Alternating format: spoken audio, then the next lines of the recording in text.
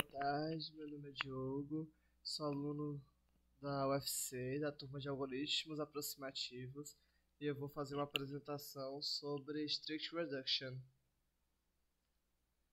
Para começar, a gente vai fazer uma pequena alteração de como a gente mede a aproximabilidade. Nós vamos permanecer com as definições prévias para definição, que seria o conjunto de instâncias, conjunto de soluções para cada instância e valor para cada solução. E os tipos vão continuar os mesmos, maximização ou minimização.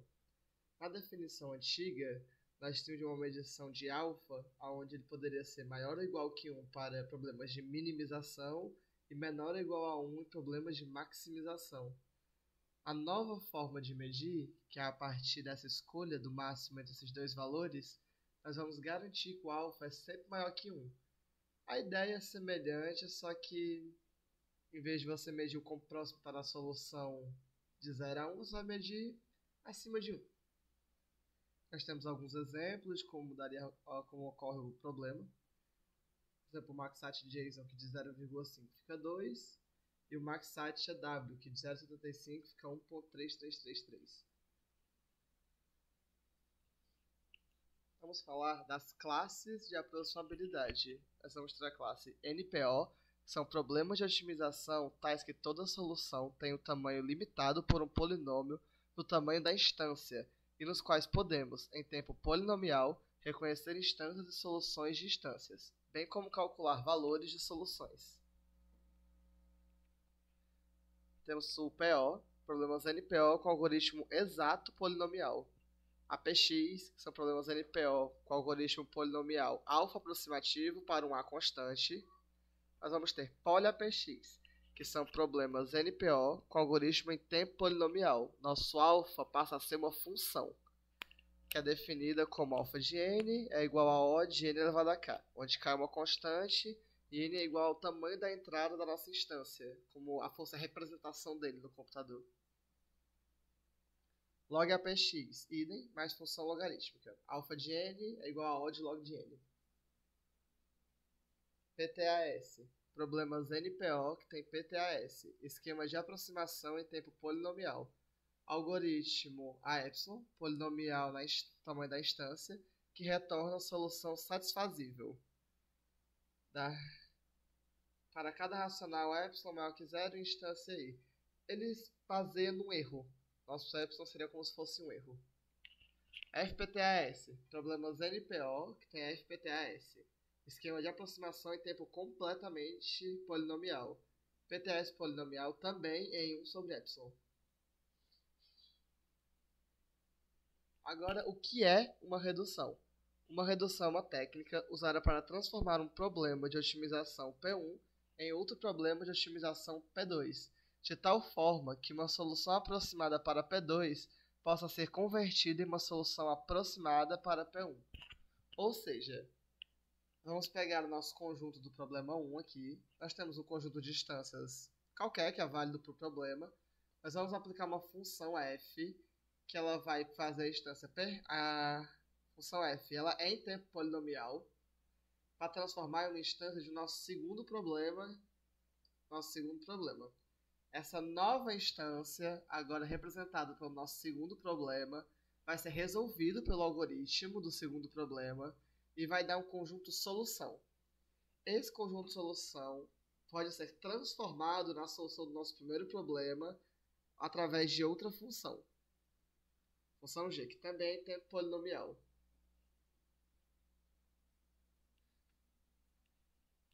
Mas nós temos algumas características da Strict Reduction. Ela garante que a qualidade da aproximação, ou seja, a razão de performance, é diretamente preservada quando se transforma uma solução do problema P2 em uma solução do problema P1. Ou seja, a aproximabilidade é preservada. Em especial na Strict Reduction, ela é totalmente preservada. Para que a redução seja considerada strict, ela deve satisfazer a seguinte condição para toda instância I1 de P1 e para toda solução S2 de P2. Basicamente, é a forma matemática de dizer que a razão de performance é preservada. Implicações da redução strict. preservação exata da aproximação, transmissão de inaproximabilidade. Ou seja, se o problema é NP difícil, por exemplo, você não poderia só, assim, considerando P diferente de NP, você não poderia transformar ele em outro problema e essa inaproximabilidade deixaria de existir. Não, ela é preservada. Ainda é um problema NP difícil. Se o problema P1 é APX, podemos usar Strict Reduction para provar que P2 também é APX. O mesmo vale para problemas APX completo, PTAS, PTAS completo, FPTAS e NPO. Se existe uma Strict Reduction para P1, de P1 para P2 e de P2 para P3, então existe uma Strict Reduction de P1 para P3, uma propriedade transitiva. Trouxe um exemplo, que é a clique máxima, que pode ser reduzida para maior conjunto independente, vou mostrar a seguir, e esse pode ser transformado no problema de vertex cover. Ou seja, existe uma solução da clique máxima para o vertex cover. Uma redução direta. Vou apresentar alguns exemplos de strict reductions. Vou começar com o subset sum, no problema da mochila, ou Knackpack, onde o objetivo de P1 é obter o subconjunto de U com a soma máxima menor que nosso T. E o objetivo de P2 é obter um subconjunto de itens com valor máximo e peso menor que capacidade. Observe aqui, nós temos o conjunto universo e nós temos um T a qual ele está submetido à soma máxima. Para que você transforme ele para o P2, que seria o nosso F vai fazer? Ele vai receber o IT e ele vai retornar pesos e valores que são iguais ao conjunto U e a capacidade que vai ser igual ao valor T. Nós aplicaremos a solução do problema da mochila em cima desses parâmetros, que vai dar a solução dos índices de quais valores serão utilizados. Diferente do primeiro, que retorna a soma, o segundo retorna os índices. Então, o que será a nossa função G? A função G, ela transformaria essa lista de índices em uma lista dos valores em U. Aqui está o exemplo do algoritmo. Aqui, ó. A instância do problema da mochila, ela é uma repetição da nossa entrada. Cadê aqui, ó? Nosso set U2558111 é repetido nos pesos e valores da mochila e a capacidade. E ele retorna os valores.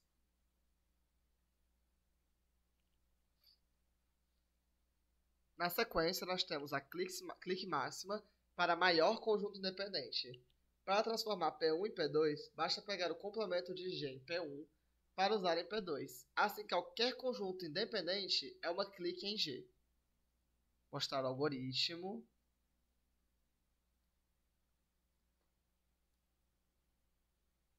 Temos aqui a nossa entrada. O complemento desse grafo vai ser enviado para ser resolvido pelo mesmo maior conjunto independente. E aí, o retorno desse maior conjunto independente vai ser exatamente a clique máxima do nosso grafo G. Não é necessário uma conversão de mudança, como se, por exemplo, G de x retornasse G de x, digamos assim. Vou mostrar ele rodando. O conjunto independente é 0 e 3.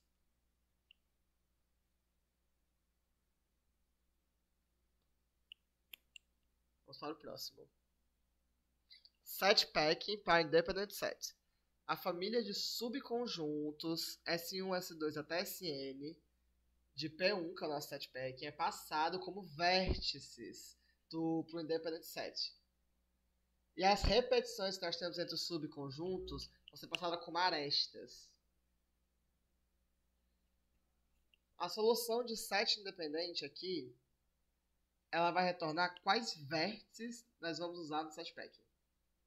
Esses vértices vão ser os conjuntos que a gente vai usar. Então, o vértice 1, 5 e 8 seria o vértice 1, 5 e 8. Vou mostrar outro exemplo aqui no código.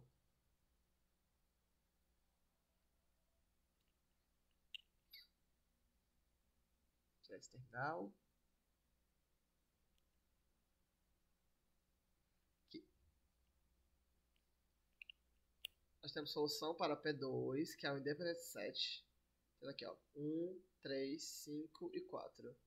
Solução para P1, que é o set packing, ou seja, nós vamos pegar o subconjunto 1, subconjunto 3, subconjunto 5 e subconjunto 6 para essa entrada.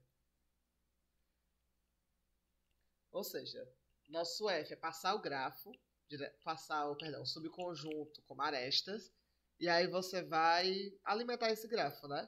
Vai percorrer os subconjuntos para saber com quem ele faz conexão. Se o nosso S1 ele tem o número 2 e 3, então ele faz conexão com outros subconjuntos que também tem 2 e 3. Essa é a ideia. E aí quando ele termina, você vai ter quais subconjuntos vão ser usados, e nossa função G vai ser transformar eles nos valores dele. Por último, nós vamos ter o conjunto dominante para o set cover. Conjunto de vértices de P1 é passado como subconjuntos S1, S2 para Sn, com SK sendo o conjunto da vizinhança fechada do vértice K para P2. Então aqui, por exemplo, ó, eu tenho o 6.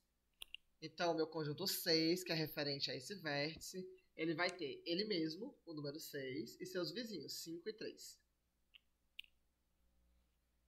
Nós vamos rodar o algoritmo do set cover, e a resposta do set cover vai dar os subconjuntos que são equivalentes aos vértices. Ou seja, F transforma o vértice e as arestas em subconjuntos, e o nosso universo é como se fosse todos os vértices que tem. Os subconjuntos representam as arestas que eles têm entre si. Então eu pego qual que é o mínimo de arestas, de vértices que não trazem repetição de aresta, que possam cobrir o grafo. A ideia é essa. Então, ao conseguir o subconjunto que cobre o conjunto universo, nós conseguimos, através de uma função G, transformá-lo de volta nos vértices. Aqui está o exemplo usado.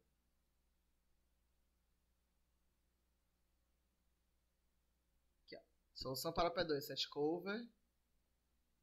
Então, ele retorna o subconjunto, basta ver qual subconjunto é, quando nós usamos a nossa função G, e ele vai dar a solução do set dominante.